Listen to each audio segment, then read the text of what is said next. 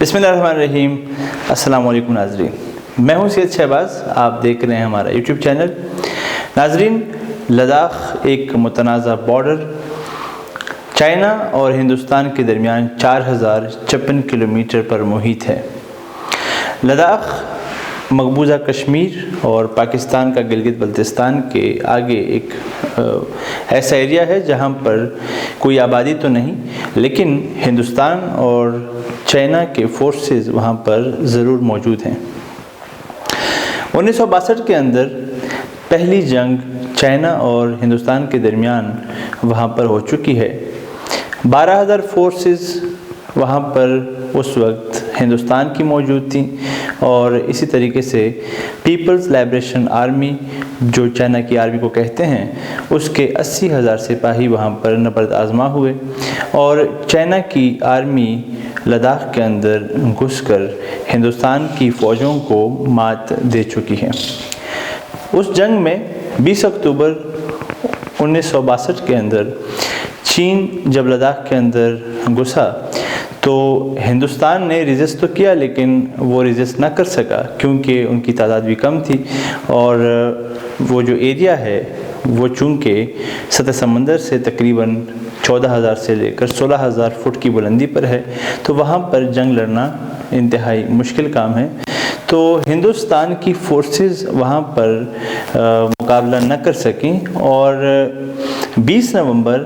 1962 کو چائنا نے خود سے ہی اس جنگ میں سیز فائر کیا، کیونکہ چائنا کو بھی وہ جنگ لڑنا مشکل تھی، اور چائنا کے جو حالات اس وقت تھے وہ کسی بڑے جنگ لڑنے کے لیے موزوں نہیں تھے۔ لیکن یہ جو بارڈر کا ایشو ہے، جس کو میکمہن لائن اور لداخ کا جو ایریا ہے، جو تبت اور چائنا کا جو ایریا ہے سنکیانگ، اور وہیں سے ہندوستان کا کلیم جو یہ تھا کہ یہ جو ایریا ہے ہمارا لداخ، یہ مقبوضہ کشمیر کا جوائنٹ ایریا ہے، تو یہ ہمارے پاس ہونا چاہیے، جبکہ چین کا یہ کہنا تھا کہ یہ جو ایریا ہے یہ ہمارا ہونا چاہیے، کیونکہ سنکیانگ ریور بھی یہیں سے گزرتا ہے، اور سنکیانگ اور تبت جو ایریا ہے یہ اس میں شامل ہوتا ہے۔ اس پر یہ جنگ چھڑی تو تقریباً اس جنگ کے اندر 722 چائنا کے سپاہی مرے اور 1383 سپاہی ہندوستان کے مرے۔ ہندوستان کے 1050 اور چین کے ہی 1050 جو سپاہی ہے وہ اس میں زخمی ہوئے اس جنگ کے اندر، اور تقریباً 4,000 کے قریب جو سپاہی ہیں ہندوستان کے وہ چین کے سپاہیوں نے پکڑ بھی لیے، اور 1700 کے قریب جو انڈین فورسز تھیں وہاں پہ سپاہی تھے وہ لاپتہ بھی ہو گئے، کیونکہ چٹیل پہاڑ ہیں وہاں پر، تو کہا یہ جاتا ہے کہ شاید وہ ان پہاڑوں سے گر کر جاں بحق ہوئے، لیکن ان کے لاشیں یا ان کی کوئی آثار بعد میں بھی نہ مل سکے۔ یہ بیک گراؤنڈ آپ کو میں اس لیے بتا رہا ہوں کیونکہ آج بھی ایک کانفلکٹ چل رہا ہے کہ شاید یہ ملٹری یہاں پر کوئی بڑی جنگ ہو سکتی ہے ہندوستان اور چین کے اندر۔ تو تھوڑا سا پس منظر بتانا بہت اہم اور ضروری ہے کہ آپ جانیں کہ چین اور ہندوستان کے درمیان یہ کانفلکٹ کا بیک گراؤنڈ کیا ہے اور آج کیا حالات ہیں۔ اسی طریقے سے 1975 کے اندر دونوں ممالک کو ریئلائز ہوا کہ ہم کوئی بڑی جنگ نہیں لڑ سکتے، تو یہاں پر ایک ایگریمنٹ ہوا کہ ہم بلٹ فائر نہیں کریں گے، بلکہ جب بھی ہماری فورسز کنفرنٹ کریں گی تو وہ وہاں پر زبانی کلامی یا پھر ہاتھا پائی تک جو ہے جا سکتے ہیں، حتیٰ کہ ڈنڈوں کی جنگ بھی کر سکتے ہیں، لیکن وہ بلٹ فائر نہیں کریں گے۔ اور یہی چیز ابھی بھی چلتی آ رہی ہے کہ وہاں پر بلٹ فائر نہیں ہو رہے، اور وہاں پر جو جنگ ہے وہ آپس میں پتھروں کی صورت میں یا آپس میں مکے چلاتے ہیں، ہاتھ چلاتے ہیں، ڈنڈے چلاتے ہیں، لیکن وہاں پر کوئی بلٹ فائر نہیں ہوتا۔ اب آتے آتے معاملات جو ہیں 1988 کے اندر جب راجیو گاندھی صاحب ہندوستان کے وزیر اعظم تھے تو انہوں نے چین کا دورہ کیا اور وہاں پر اس معاملے کو ریزالو کرنے کی کوشش کی، لیکن وہ ریزالو نہیں ہو سکا چونکہ بیلنس آف پاور موجود تھا۔ 1988 کے اندر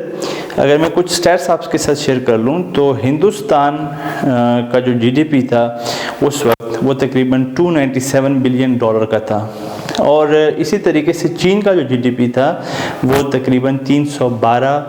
بلین تھا. یہ کوئی بڑا ڈفرینس نہیں تھا، مطلب GDP گروتھ دونوں ممالک کا تقریباً سیم تھا. اور اسی کے ساتھ جو ڈیفنس بجٹ تھا، جو ڈیفنس سپینڈنگ تھی دونوں ممالک کی، چین کی جو ڈیفنس سپینڈنگ تھی اس وقت $11.6 بلین تھی، اور اسی طریقے سے $10.6 بلین جو ہے وہ ہندوستان کی بھی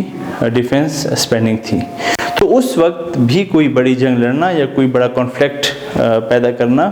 مشکل صورتحال تھی دونوں ممالک کے لیے. لیکن آج کیا ہو رہا ہے، 5 مئی کو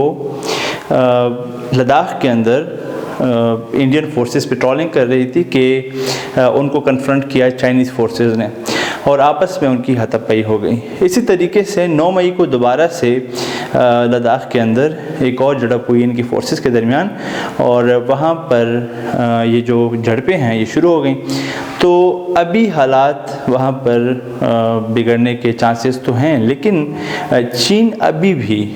کوئی ایسا بڑا اقدام نہیں کرے گا کہ اس سے کوئی بڑی جنگ شروع ہو سکے، کیونکہ ایک تو بہت اونچائی پر ہے یہ، اور وہاں پر کوئی بڑے آرمز تو موجود نہیں ہیں کہ وہاں پر کوئی جہازوں کی یا ٹینکوں کی لڑائی ہو. لیکن آپس میں ہاتھ پائی، آپس میں اس طرح کی جو جنگ ہے یہ چلتی رہے گی. اب ایشو کیا ہے بیسیکلی، یہ ہو کیا رہا ہے؟ ہو یہ رہا ہے کہ چین جو سی پیک اور BRI کا جو پروجیکٹ ہے، جو اپنی پروڈکٹس کو دنیا کے اندر اپنی انڈسٹری کو اپروچ کرا رہا ہے، تو امریکہ اس چیز سے ناخوش ہے. اور ابھی جو کورونا کا بھی پینڈیمک نظر آ رہا ہے، یہ بھی بیسیکلی اس ٹریڈ وار کا نتیجہ ہے جو بایولوجیکل وارفیئر کے طور پر اس وائرس کا استعمال ہوا ہے. یہ بحث ہم پہلے بھی کر چکے ہیں اور آئندہ بھی اس پر گفتگو کریں گے، لیکن آج میں آپ کو لداخ کا ایشو بتانے کی کوشش کر رہا ہوں کہ لداخ کے اندر کیا ہو رہا ہے. جیسے LOC پاکستان اور ہندوستان کا جو آزاد جموں کشمیر کے اوپر ہے، تو لگاتار جب سے سی پیک کے منصوبے پاکستان میں چل رہے ہیں، ہندوستان پاکستان کو تنگ کر رہا ہے، پاکستان کے ہمارے فوجیوں کو شہید بھی کر رہا ہے، فائرنگ کر رہا ہے سول آبادی کے اوپر بھی. اسی طریقے سے LAC اس کو کہلایا گیا اس جنگ کے بعد جو ہندوستان اور چین کے درمیان ہے، لائن آف ایکچوئل کنٹرول کہتے ہیں اس کو.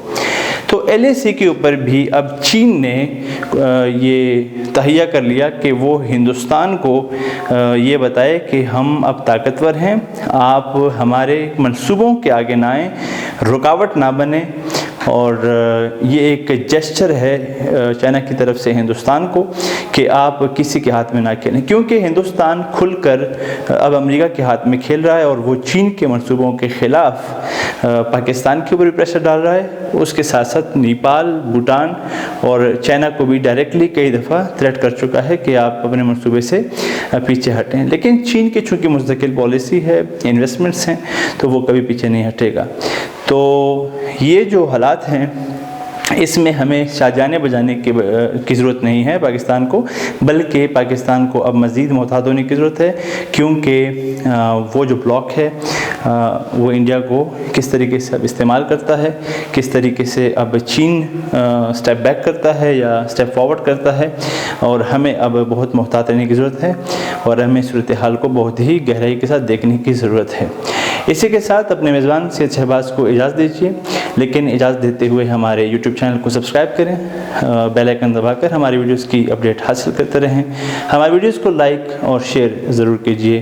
اللہ آپ کا حامی و ناصر ہو. اللہ حافظ. شکریہ.